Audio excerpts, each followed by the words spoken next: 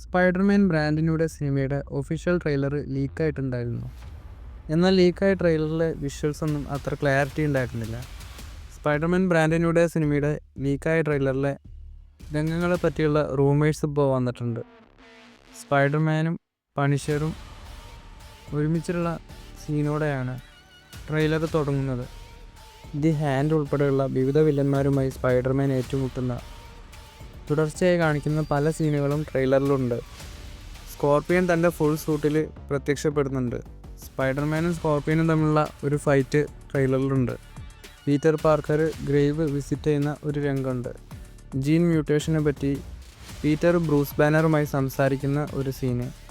ഒരു സ്പൈഡറിൻ്റെ ലൈഫ് സൈക്കിൾസിൻ്റെ 3 ഘട്ടങ്ങളെ പറ്റി Tom stone വിവരിക്കുന്നുണ്ട്. സ്പൈഡർമാൻ്റെ ബോഡിയിൽ നിന്നും ഓർഗാനിക് വെബിങ് ഉണ്ടാക്കാനുള്ള കഴിവ് ലഭിക്കുന്നു.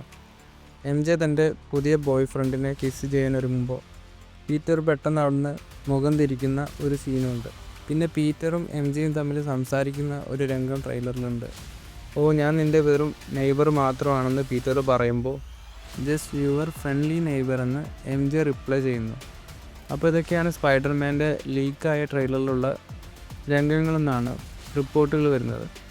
സ്പൈഡർമാൻ ബ്രാൻഡിനൂടെ സിനിമയുടെ ഈ ഒരു ഫസ്റ്റ് ട്രെയിലർ മാർവൽ എന്നായിരിക്കും റിലീസ് ചെയ്യുന്നതെന്നുള്ള കാര്യങ്ങളൊന്നും പുറത്തു വന്നിട്ടില്ല.